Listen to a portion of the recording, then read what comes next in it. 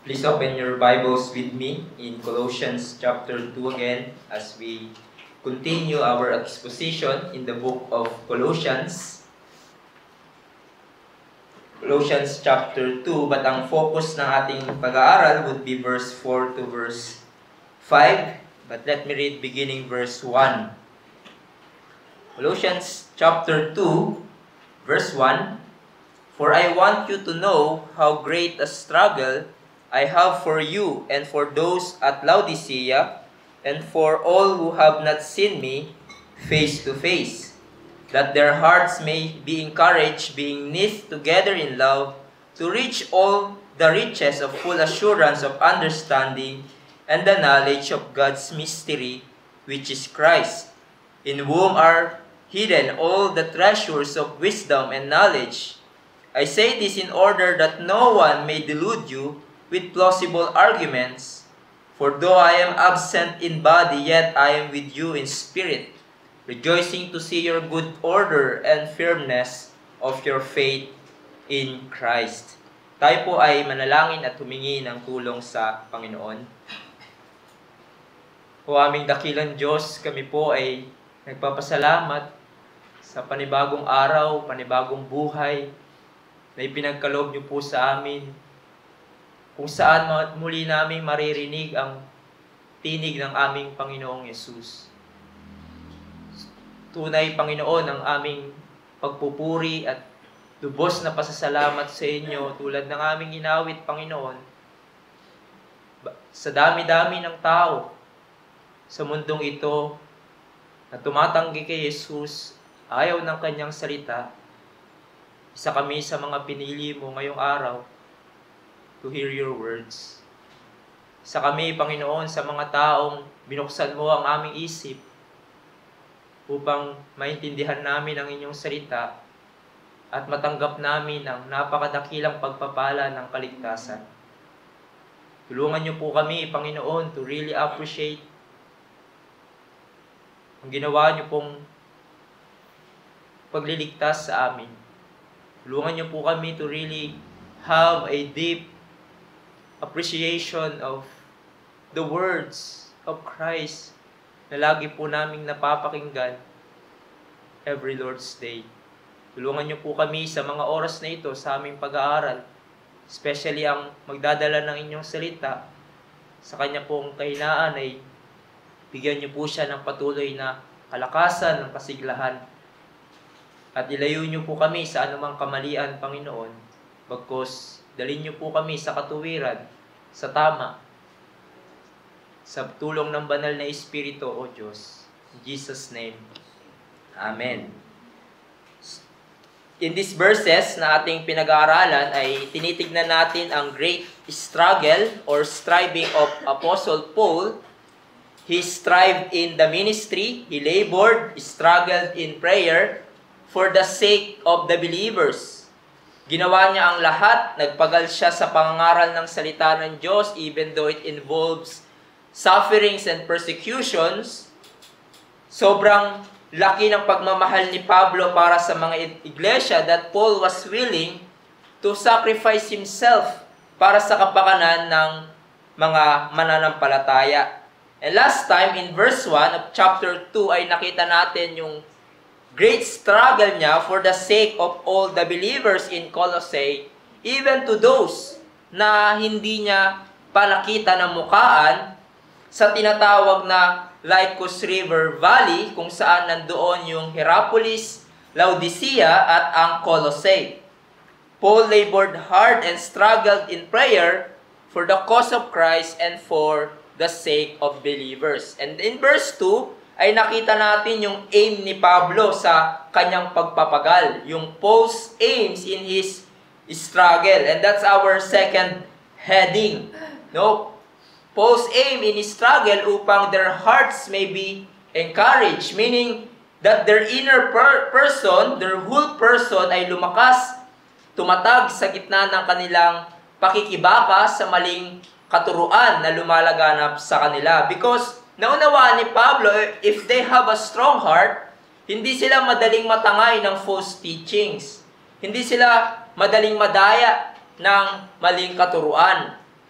If they have a strong heart, a strong heart has a will to obey and obey God and His words. But also, nakita din natin yung aim ni Pablo ay upang sila ay maging knit together in love. Dahil ang pagkakaroon ng matibay na pagbubuklod ng mga believers sa pag-ibig, ito ay matibay na depensa laban sa maling katuruan. Aim din ni Pablo na sa kanyang pagpapagal ay ma-reach nila ang all riches of full assurance and understanding and knowledge of God's mystery. So Paul's desires na magkaroon sila ng full assurance and solid conviction of the truth about Christ, about their salvation, dahil again, naunawaan ni Pablo, truth that is understood and applied lead to assurance and confidence in the truth. At mas titibay ang conviction nila sa truth laban sa false teachings. And the more na mag-grow sila sa knowledge of God, the more na solid ang paghahawak nila sa truth, it will lead to obedience and joy sa kanilang Christian life. So we have seen yung Paul's great struggle, Paul's aim in his struggle, but lastly, we will consider the last major heading, Paul's reason in his struggle. At yun ang makikita natin in verse 4 to 5. So, unang mapapansin natin dito yung caution or warning na ibinigay ni Paul.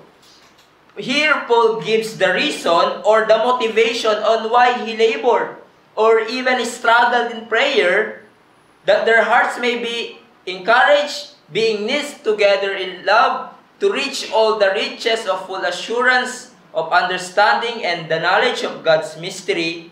Yan ang aim ni Paul para sa kanila. But why? Ano ang dahilan? Bakit ito ang aim ni Paul? Ang dahilan ay dahil sa maling katuruan na lumalaganap sa Colossian Church. Paul was concerned na matangay ang mga believers dahil sa false teaching.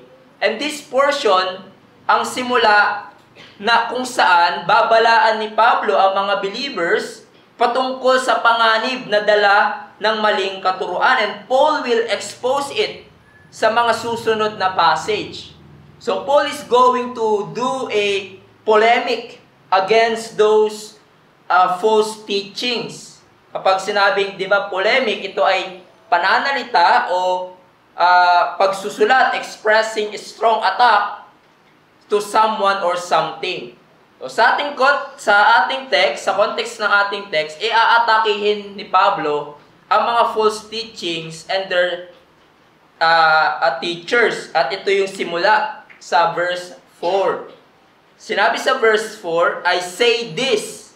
No? At itong this na ito ay tumutukoy sa aim ni Paul sa kanyang struggle in verses 2 to 3. His aim na ang whole person nila ay lumakas, magkaisa sila sa pag-ibig, having full assurance of knowledge, of understanding and knowledge of God's mystery. So sinasabi ni Pablo, I tell you this because that no one may delude you with plausible arguments. So there is that warning.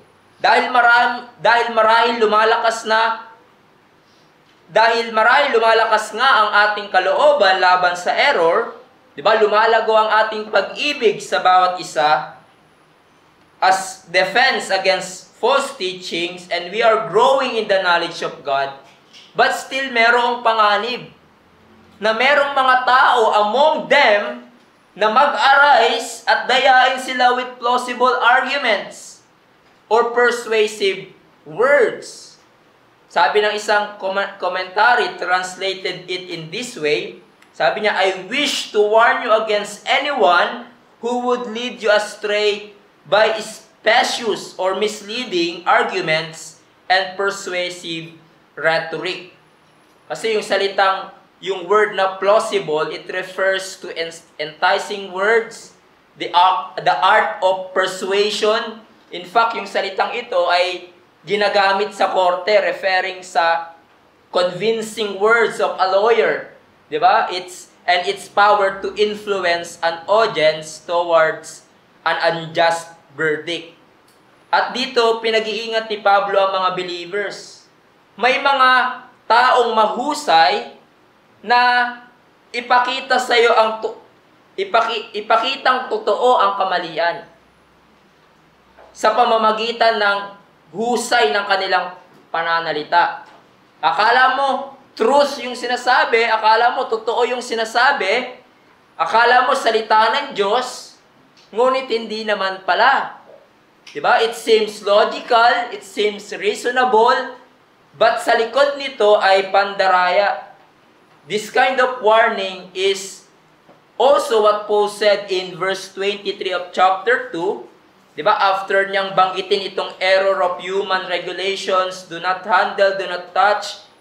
Sinabi ni Pablo, these have indeed an appearance of wisdom in promoting self-made religion and asceticism and severity to the body, but they are of no value in stopping the indulgence of the flesh.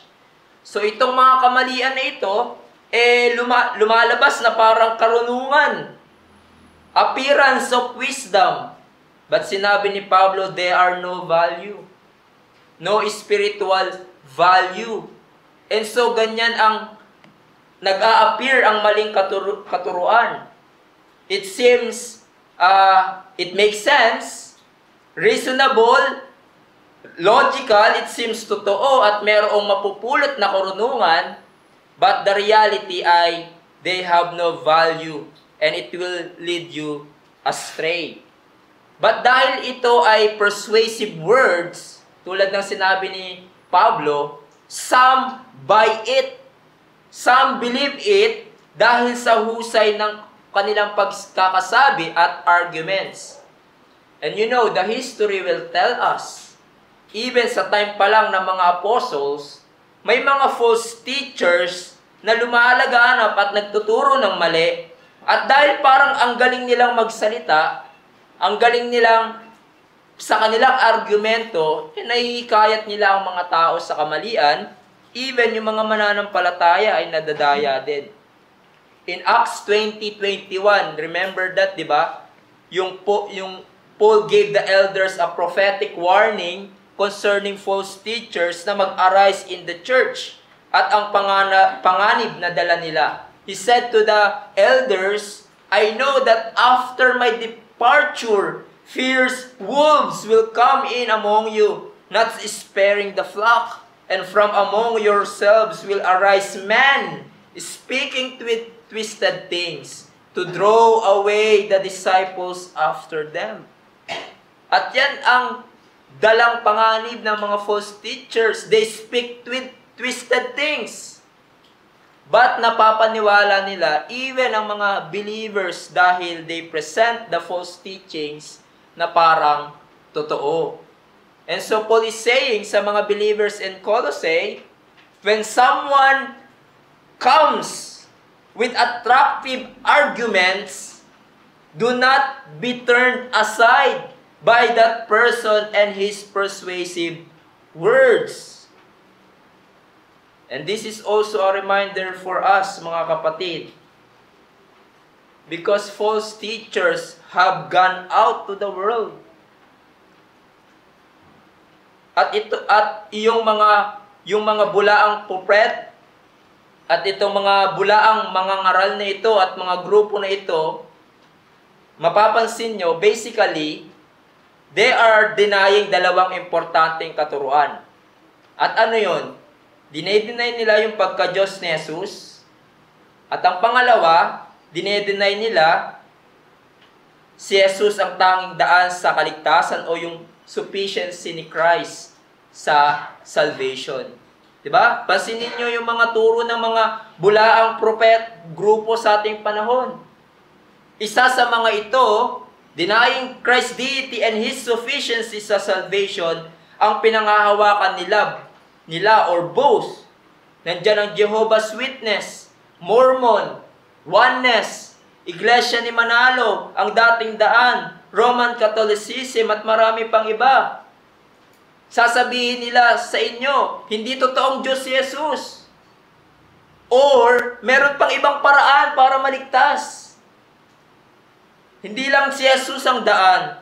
Pwede yung good works mo, pwede yung pag-anib mo sa grupo, pwede yung baptism, pwede yung abstaining sa pleasures at certain food.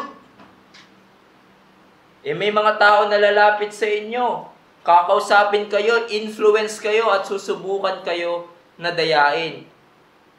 At ngayon nga, 'di ba, sa social media, ang malakas ding nagagamit para madaya ang mga tao. Para mapaniwala ang mga tao sa kamalian, maimpluwensyahan sila ng mga maling idea and philosophies ng mundong ito. Kung ang social media ay nagagamit sa ikasusulong ng iglesia, ng ebanghelyo, ito din ay nagagamit ng mga bulaang nagtuturo para isulong ang kanilang maling katuruan. And others buy it because it seems logical, it seems reasonable. Diba? Kung sabihin sa iyo o napanood mo sa social media na sinasabi, tao lang si Jesus. Paano mangyari na merong dalawang nature si Jesus? Diyos siya at tao. Galing siya kay Maria. Di tao lang siya. It seems logical. Or yung argument naman ng iba, paano magiging kapantay ng Diyos Ama si Jesus? Kita mo naman, sumusunod lang si Jesus sa Diyos Ama. Di under lang si Jesus ng Diyos. Tapos papakitaan kayo ng mga verses, di ba, na si Jesus obedient sa kalooban ng kanyang Ama. Parang totoo. Quoting from the Bible, it seems logical. But yun ba ang kabuuang tinuturo ng salita ng Diyos? This is a call for us today. Huwag tayong palinlang sa plausible arguments to what seems logical. Lalo na kung ang usapin ay patungkol kung sino si Christ. Sinabi ni John MacArthur, anything that reduces Christ to less than deity or anything adds anything to His saving sufficiency belongs in the beguiling activity of Satan. Huwag tayong basta patangay sa mga gantong argument, bagkos mag-stick tayo sa kung anong malinaw na sinasabi ng salita ng Diyos. Ano ba ang sinasabi ng Diyos patungkol kay Jesus? Na si Jesus ay totoong tao at totoong Diyos, at siya lamang ang tanging paraan para tayo ay maligtas sa ating kasalanan at wala nang iba. Later in verse 8 of Colossians 2, babalaan ni Pablo ang mga believers na huwag kayong patangay sa philosophy. He said, to see to it that no one takes you captive by philosophy.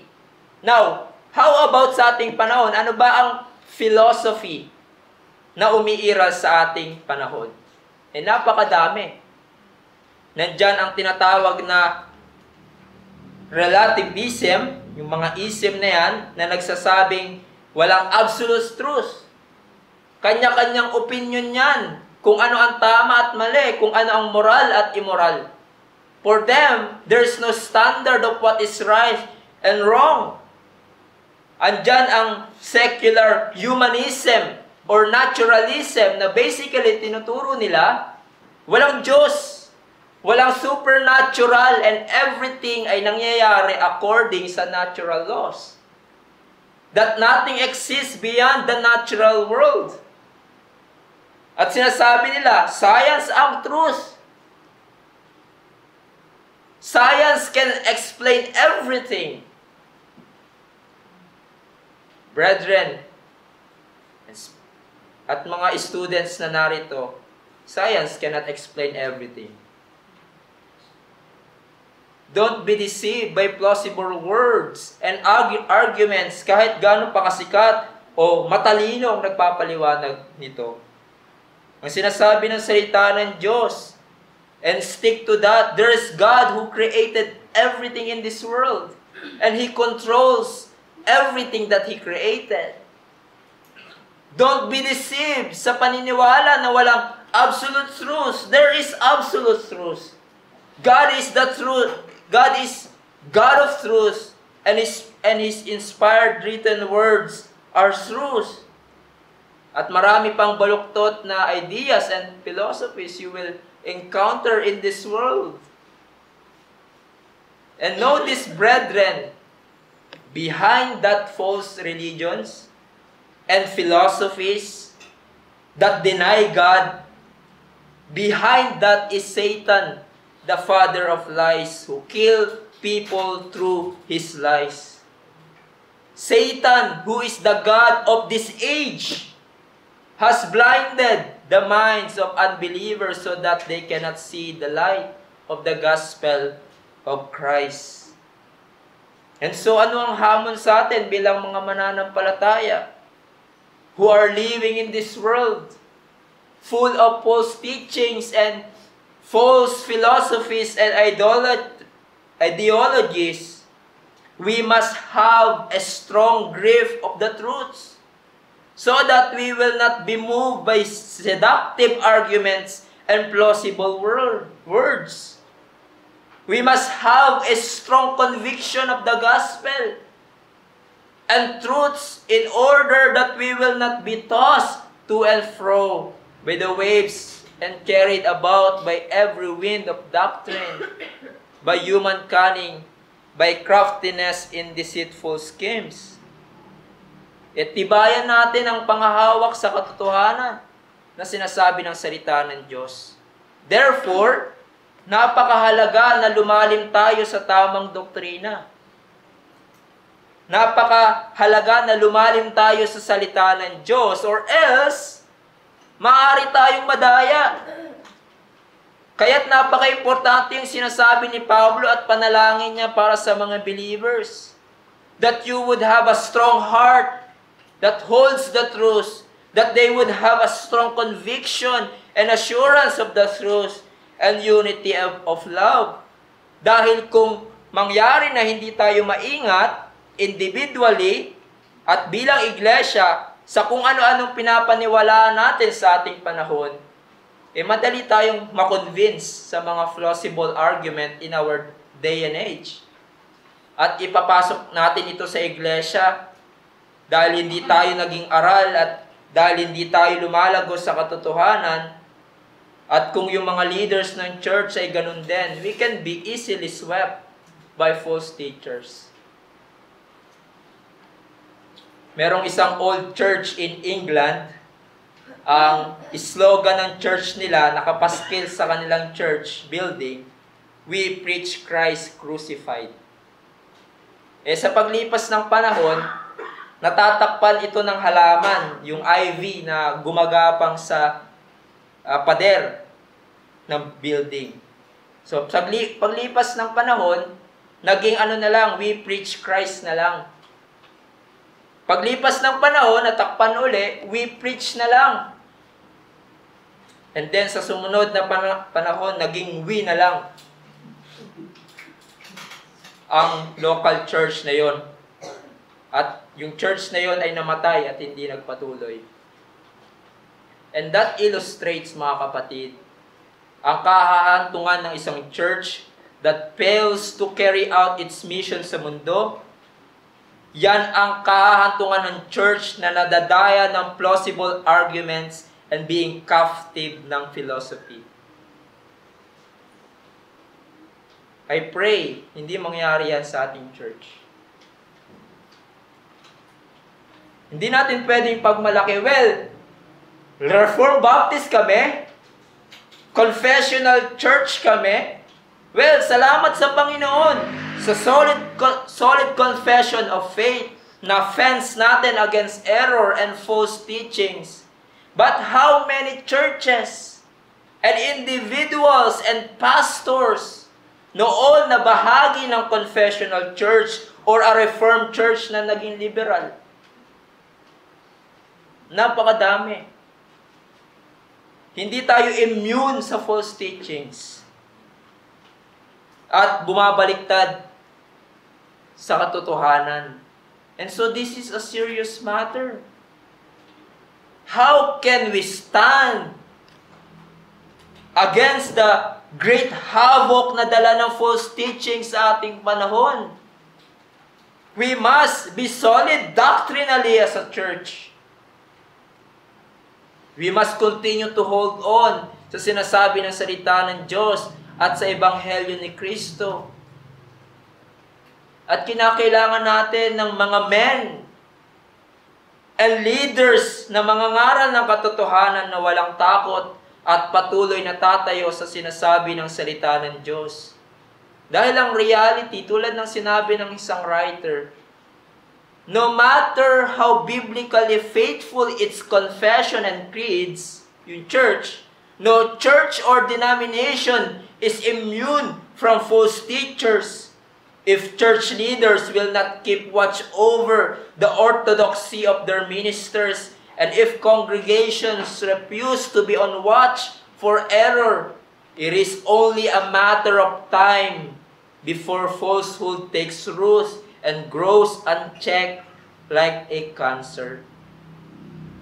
Kinakailangan natin na maging solid doctrinally at patuloy na lumago sa katotohanan.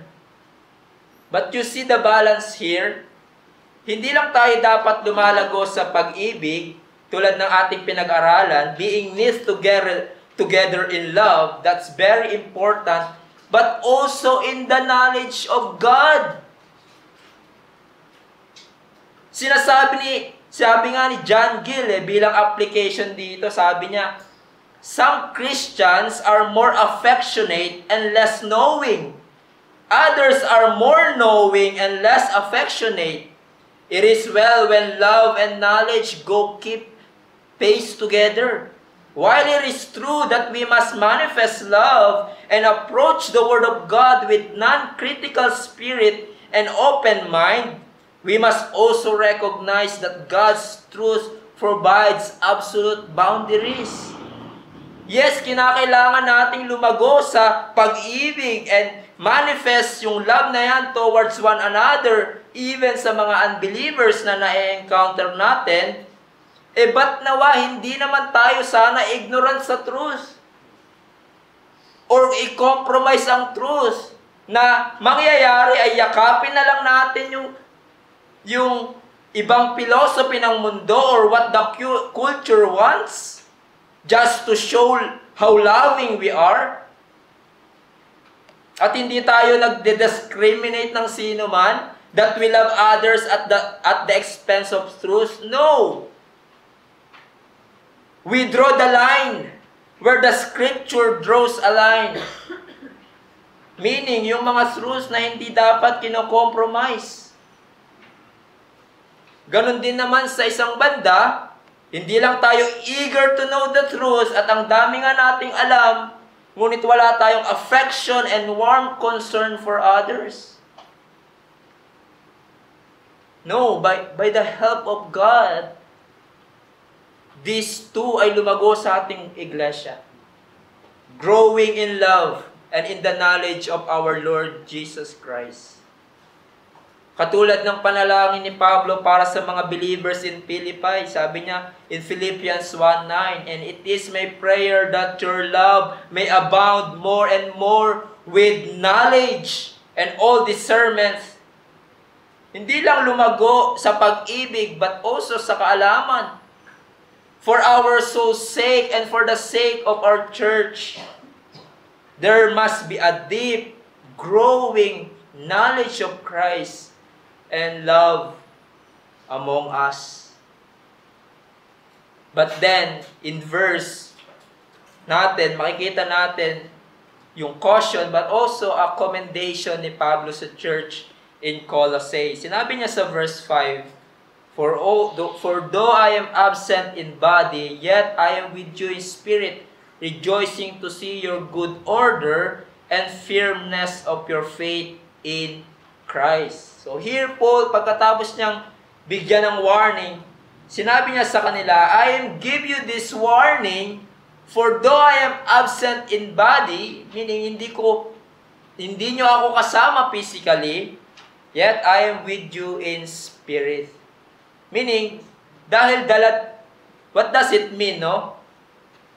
Dahil dala-dala ni Pablo ang mga believers na ito sa kanyang puso, parang nandun na rin si Pablo sa kanilang kalagitnaan.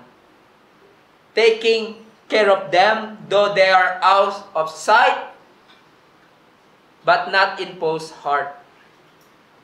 Sa inyong pagharap sa sitwasyon nyo dyan sa Colossae, parang sinasabi ni Pablo, sa pagharap nyo dyan, sa sitwasyon nyo dyan, parang nandyan na rin ako na gumagabay sa inyo because I bear you in my spirit.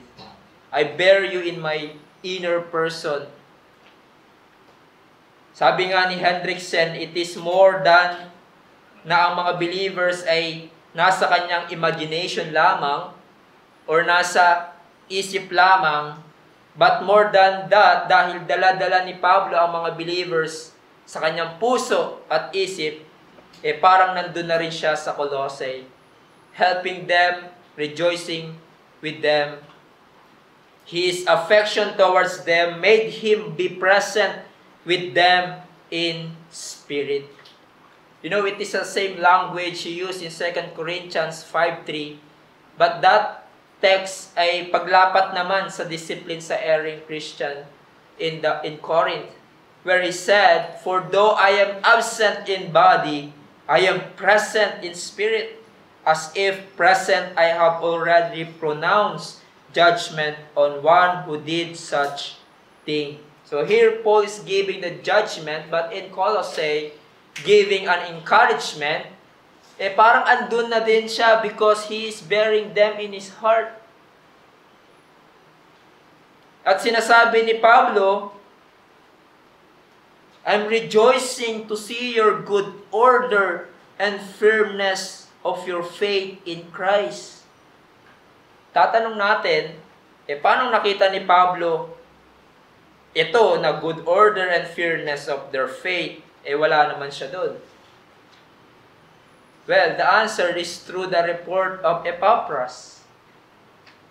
Paul received the report na kahit mabigat ang kinakaharap ng mga taga-Colossae, laban sa false teachings na lumalaganap sa kanila, patuloy pa din sila in good order and firm sa faith in Christ. You know, itong dalawang salita na ito, good order or discipline, and firmness are military terms. The word good order, taxis, describe the orderly array of soldiers with line being unbroken and intact. Kung nakapanood na kayo ng mga digmaan, yung digmaan noong unang panahon, nakahilera sila. At nakaposition sila ng maayos, intact yung kanilang formation. At sinasabi ni Pablo, nagagalak siya kahit na matindi yung battle na kakaharapin nila sa mga false teachers, as it were the enemies are shooting arrows, and yet they remain intact. They are holding the position. Kung i-imagine natin, parang nakakapit bisig sila. No line of position has been broken. Kasi alam natin, di ba? Dahil alam natin sa gera, sa kanilang panahon, kung yung hilera nila ay mabuwal, prone sila sa kahit anong angle ng atake ng kaaway. Kaya nga minsan nakikita nyo sa movies, di ba? Pag na buwal yung line of, yung array na yon, they will form again another line. Alam nila dahil kung masira yung line na yun, they are prone to different attacks. Prone sila sa kahit saang angle ng atake. Ngunit sila, against false teachings, yung kanilang line of defense or offense, as it were, ay nananatili. They remain in their line of position, in their formation. But paano makakarating ang mga soldiers in right order or formation? Paano sila kakaroon ng good order? Well, because they follow instructions of their leader. They obey the commands and instructions And same thing, sa atin bilang iglesia, how can be in good order? When we follow commands and instruction ng salita ng Diyos given to us through our leaders or pastors. So we need to obey ang sinasabi ng salita ng Diyos, ang instructions na we need laban sa false teachings. At in the church, ito ang one of the tasks ng leaders na ibinigay sa inyo. Nasabihin nila ang salita ng Diyos and you to obey them. But also Paul commended them for their firmness of their faith in Christ. This firmness, again, a military term, na tumutukoy sa solid body that has been made firm, strong, and unchanging. Ba parang sundalong matibay at hindi basta nauuga. They are standing firm. And in the context, describes the Colossians church steadfastness despite the blustery wind of false doctrine. Kaya't nagagalak si Pablo dahil ito yung nabalitaan niyang ginagawa ng mga believers. Hindi lamang they remain sa kanilang formation, they are in good order sa pamamagitan ng kanilang obedience sa salita ng Diyos through their leaders, but also they are standing firm.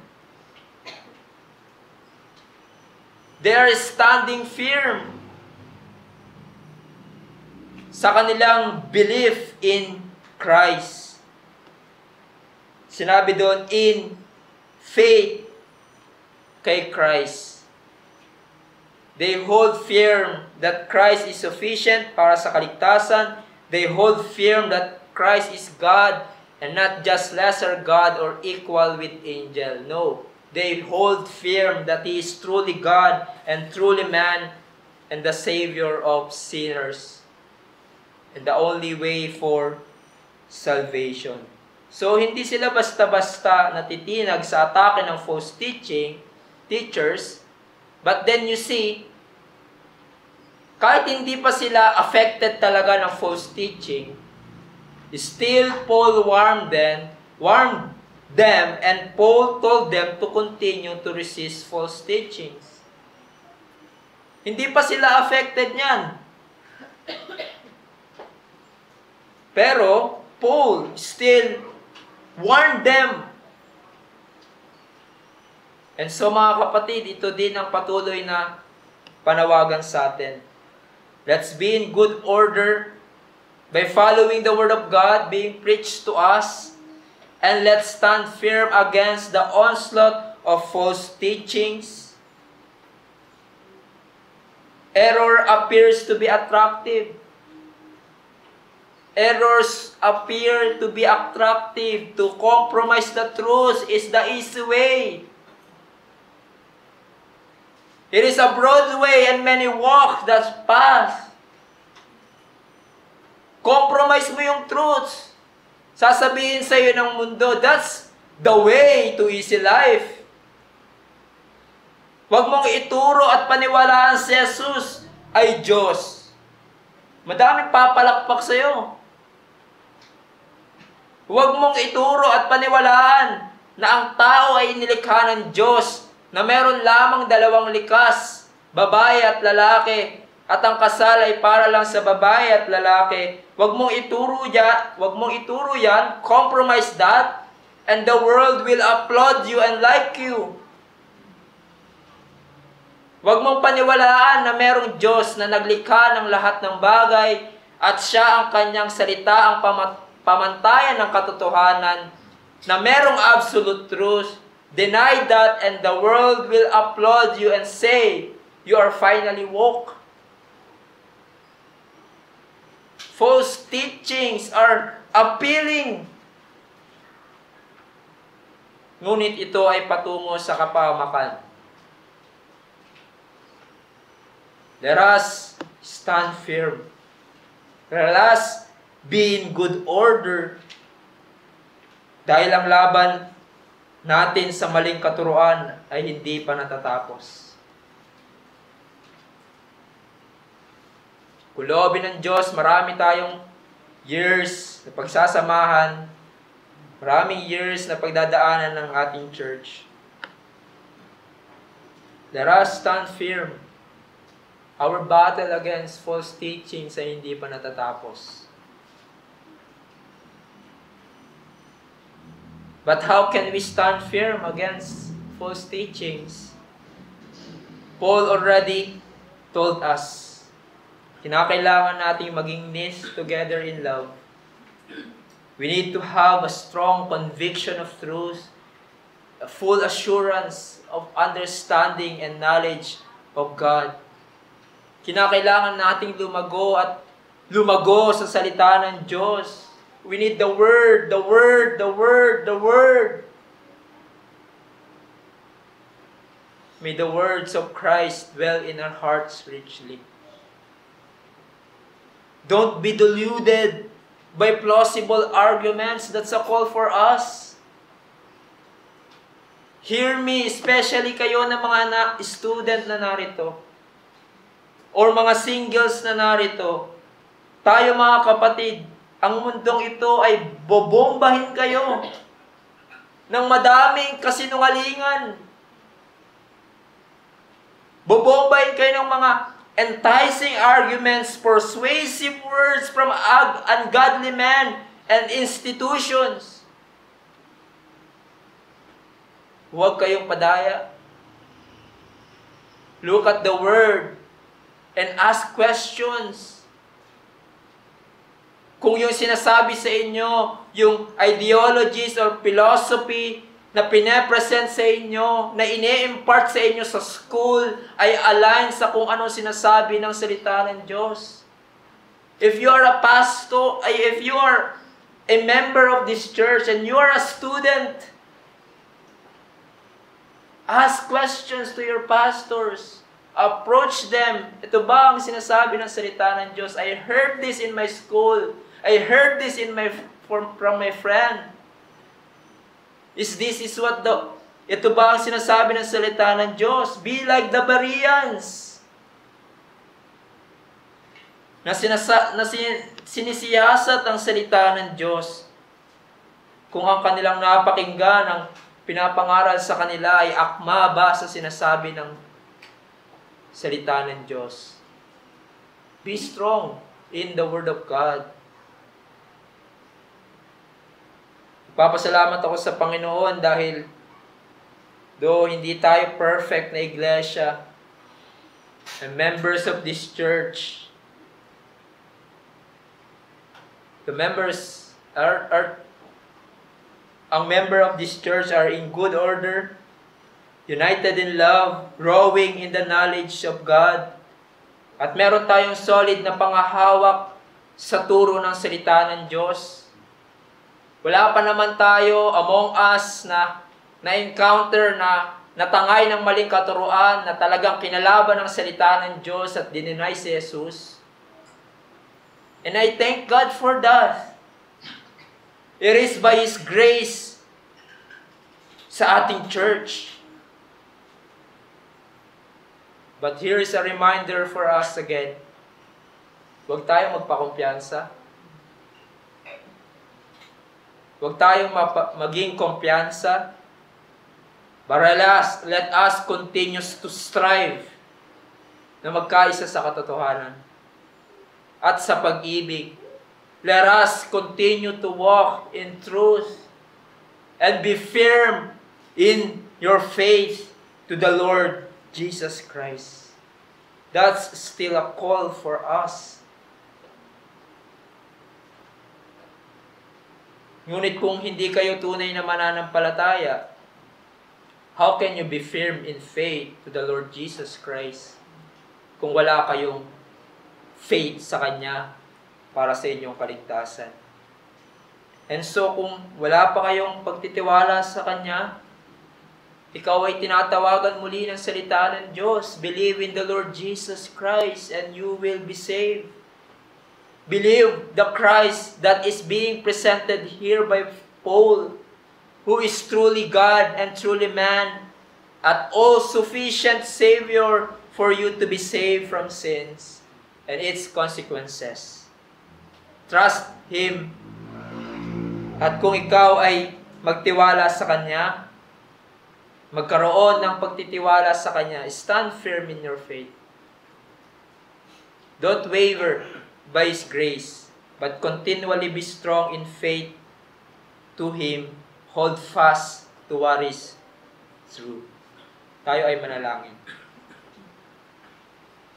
O aming dakilang Diyos, salamat sa paalala niyo po sa amin. Kung ang mga sinulatan ni Pablo, ang Colossian Church, ang Ephesian Church, ay parang napaka-solid na mga church sa katotohanan. And yes, the history told us they died. They were swept by false teachings. Hindi kami nagpapakumpiyansa sa Panginoon and telling ourselves that it will not happen to us. But every day of our life as a church, we cling to you. We cling to your grace. We cling to your word na magpapakita sa amin ng totoo, na magpapatibay ng aming pananampalataya. O Panginoong Diyos, tulungan niyo po kami na hindi matangay ng anumang kamaliang umiiral sa aming mundo. Alam namin, Panginoon, it will not will happen in just one shot, but it will gradually happen. Una sa mga life ng mga members of this church, that if we will not be careful on the ideas and philosophies that we are embracing, gradually, Panginoon, it will be like cancer in our church. And it will explode. It will eventually would destroy our church. So help us individually, corporately, to grow in grace and knowledge of our Lord Jesus Christ. That's we plead to you, Lord, until such time na ikaw ay bumalik. Nawa, Panginoon, ay matagpuan mo kami. Though we are not perfect, we stumble in many ways. There are many remaining sins that we need to battle against. Lord, help us to be people, members of this church, still walking in the truth and being faithful until the end.